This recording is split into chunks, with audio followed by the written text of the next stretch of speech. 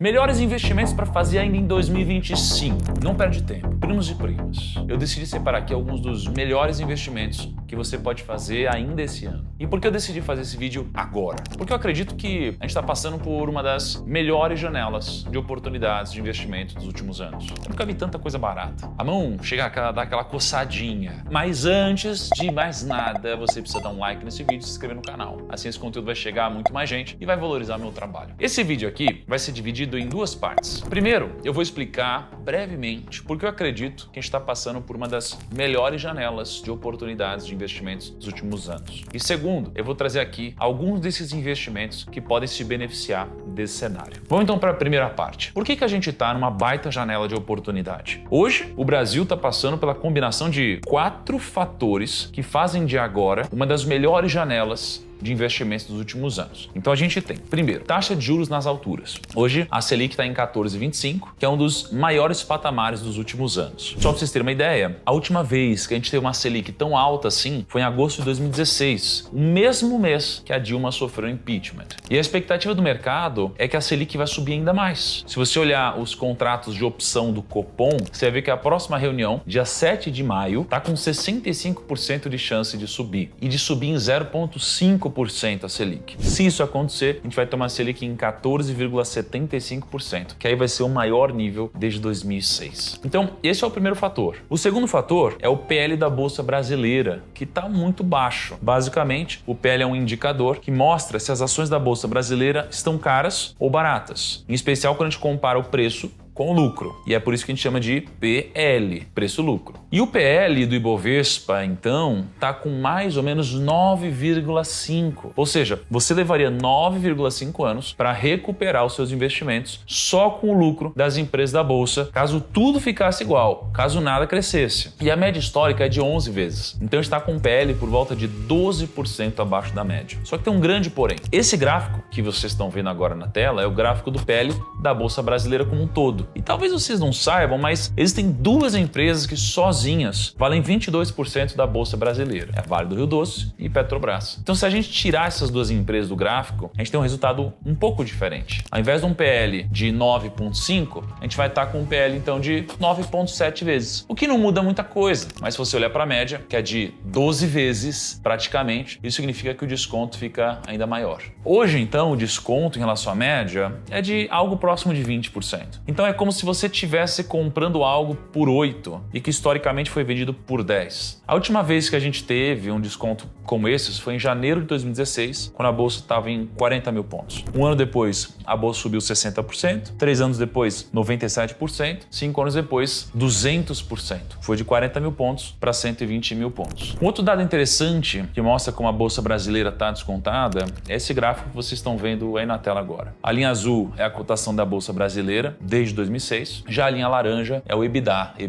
que é como se fosse o lucro operacional da bolsa desde 2006. E se vocês repararem, ali em 2021, a gente teve um descolamento entre os dois. E o que isso significa? Significa que o lucro da bolsa está muito maior que o preço do Ibovespa. E historicamente eles andaram lado a lado. Então uma das duas coisas vai acontecer. Ou o Ibovespa alguma hora vai corrigir para cima, porque o lucro está muito acima do preço, ou o lucro das empresas vai começar a cair até chegar do lado do preço que a gente tem hoje. O terceiro fator que explica a janela de oportunidade que a gente tem hoje é no fundo imobiliário. Os fundos imobiliários eles estão descontados. Eu estava dando uma lida no último relatório que o Ricardo, o nosso analista de fundos imobiliários da Finclass, soltou, e eu achei alguns dados muito interessantes que eu quis trazer para vocês. Primeiro, esse é o preço sobre valor patrimonial de cada um dos segmentos dos fundos imobiliários. E só lembrando, o preço sobre valor patrimonial mostra se o fundo imobiliário está barato ou caro. Abaixo de 1 está mais barato que o valor dos imóveis. Então, literalmente, todos os segmentos de fundo imobiliário hoje estão com preço sobre valor patrimonial abaixo de 1 e em especial destaque para o de escritórios e shopping, que estão com 0,65 vezes e 0,79 vezes. E detalhe, o dividend yield desses setores também estão bem altos. Hoje os fundos imobiliários de escritórios estão pagando em média 12,47% ao ano em dividendos. E os fundos imobiliários de shopping estão pagando 12,68%. Então se você investe R$1.000, dentro de um ano, você vai ter por volta de R$125 em proventos caindo na sua conta. Aliás, se vocês querem não somente ler relatórios como esse que eu estou te trazendo aqui, mas também querem ter acesso a uma carteira de investimentos completa que vai te dizer qual fundo imobiliário investir, qual ação investir, quando vender, por qual preço e que vai literalmente te dizer o que você precisa fazer com o seu dinheiro, dia 24 de abril, a Finclass vai fazer aniversário e você pode ter acesso a tudo isso com 50% de desconto, tá? É só clicar no link aqui na descrição ou escanear o QR Code, preencher com seu nome, e-mail, tudo direitinho e entrar para a lista de espera. Agora, voltando para o vídeo, indo para o quarto fator que explica a nossa grande janela de oportunidade, a gente tem uma das coisas mais importantes de todas, noticiário pessimista. Tem uma imagem bem legal que mostra o gráfico do Ibovespa junto com as capas de revista. E o que você vai perceber é muito simples. Quando a bolsa está nas máximas, a gente vê notícias como o Brasil descobre a bolsa, uau, voltamos a crescer, o brilho da bolsa, a euforia chegou. Aí quando a bolsa está indo mal, a gente vê notícias como a crise já está entre nós, a bolsa virou mico,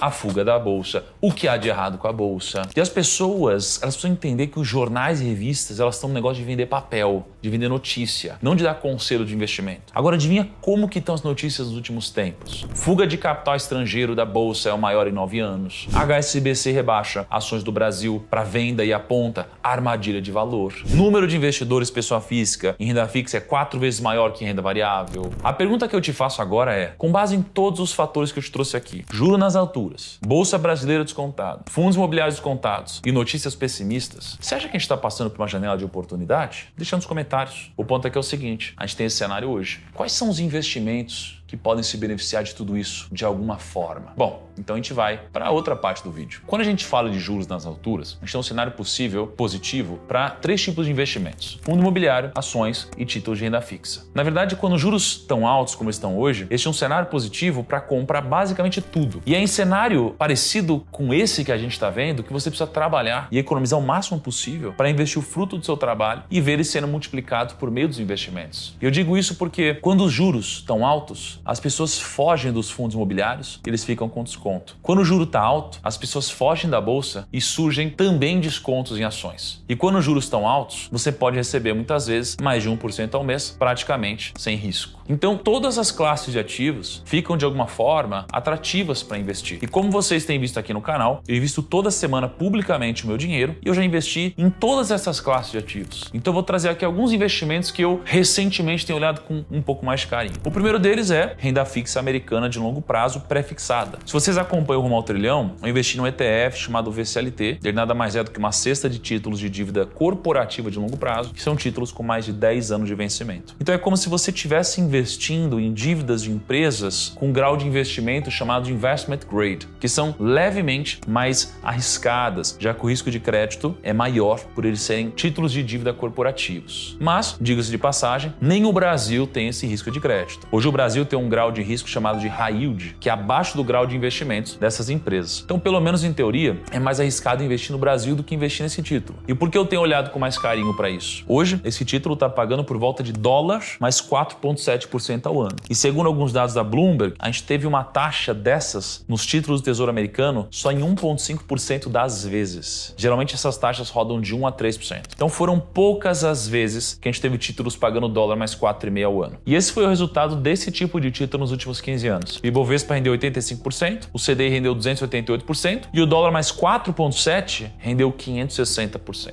É muita coisa. O segundo investimento que eu tenho olhado com mais carinho é a renda fixa indexada à inflação de longo prazo no Brasil. Eu fiz um vídeo completo falando sobre o título do Renda Mais e o que ele pode gerar de retorno caso a gente veja um cenário de queda da taxa de juros do Brasil nos próximos anos. Eu vou deixar no card aqui para vocês assistirem, mas a ideia é muito simples. É usar da marcação a mercado a meu favor. E como hoje a gente tem títulos que vencem em 2084, esse efeito ele fica ainda maior, porque a ideia não é esperar até lá. O terceiro investimento é fundo imobiliário, mais especificamente os fundos de fundos. Talvez vocês não saibam, mas você pode investir em fundos de papel, em fundos de tijolo, em fundos híbridos e em fundos de fundos, que como o nome diz, são fundos com outros fundos dentro. E por que pode ter sentido ter fundos de fundos na carteira agora? Seguinte, esse gráfico que vocês estão vendo aí na tela é o resultado do IFIX, que é o Índice de Fundos Imobiliários, em especial contra os fundos de fundos em 2023. Repare então como normalmente os fundos de fundos eles sobem mais do que os fundos imobiliários na maior parte das vezes. Em 2024 aconteceu a mesma coisa, só que o inverso. Os fundos de fundos tiveram quedas muito maiores que o IFIX na maior parte das vezes. Ou seja, quando o mercado sobe, os fundos de fundos sobem mais. E quando o mercado cai, os fundos de fundos desvalorizam mais. E como eu mostrei para vocês no começo do vídeo, a gente tem hoje a maior parte dos fundos imobiliários descontados e negociando abaixo do valor patrimonial. Quando a taxa de juros começar a cair e esses fundos imobiliários destravarem valor, o impacto nos fundos de fundos vai ser muito maior. E sem contar também as ações que vocês devem ver investindo toda segunda-feira às 7 horas da noite, né? Primos, esse foi o vídeo de hoje. Deixa nos comentários que vocês estão comprando para a carteira de investimento de vocês. Um grande abraço, até a próxima e tchau.